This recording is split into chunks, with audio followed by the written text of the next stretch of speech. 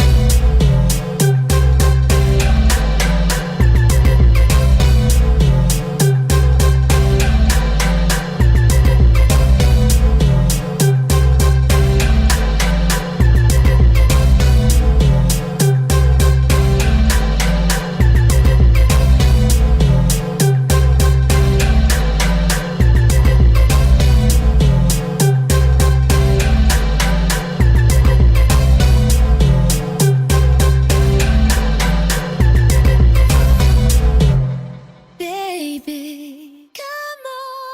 Come on, do it. Don't feel it. Hey, shake, Baby. House music. I remember that. rock me. Spin it again. What time is it? Yeah! Come on, feel it. Hey, shake. I remember the house music. You and me. What time is it? That's right. Spin it again. Do it. Give me an effect kick. Okay, wait. Baby. I would like to introduce Jack It Up. It's a smash hit. We need a beat. Okay, let's And we push it. respect. Rock me, baby. So easy. Rock me, rock me, baby. Rock me, baby.